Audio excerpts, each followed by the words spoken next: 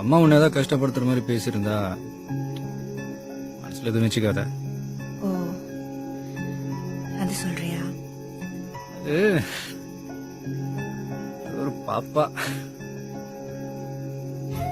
அம்மா உன்கிட்ட என்ன பேசுனாங்கன்னு நீ சொன்னா நான் கன்வின்ஸ் பண்ணும்போது பேசுறதுக்கு வசதியா இருக்கும்.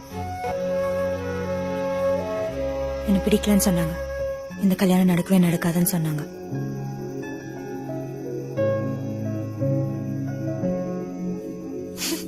என்னப்பா டக்குன்னு ஃபியூஸ் போற? முதல்ல மூஞ்சி மாத்து. உன் மூஞ்சிக்கு இது செட்டே ஆகல. என்ன சொன்னாங்க தெரியுமா? எனக்கு விஜய்னா ரொம்ப உசுருமா. 30 வருஷமா வந்தால என் பாசத்தெல்லாம் கொட்டி வளர்த்துட்டேன். அவன் விருப்பத்துக்கு மாற நான் எதையும் செய்ய போறதில்ல. விஜயோட பழகின கொஞ்ச நாள்லயே விஜய் நிறைய பேசினது அம்மா அம்மா அம்மா தான். உலகத்திலேயே விஜய்க்கு ரொம்ப பிடிச்சது அவனோட அம்மா மட்டும்தான். நீ மருமகளா வந்ததுக்கு அப்புறமும் இந்த வீட்டுல எல்லா வேலையும் நான் தான். அவனை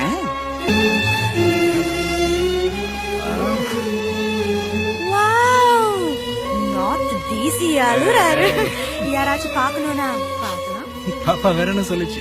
எப்போ அனிமொன்னு கேட்டுச்சு. நான் இவ்வளவு லேட்டா வரது ஓடன்னு பார்த்தா அவ்வளவுதான். என்ன பண்ணுவாங்க? உன் கூடவே பெட்டி படுக்கையோட இதை முதல்ல சொல்லி சொல்ல வேண்டியதானே?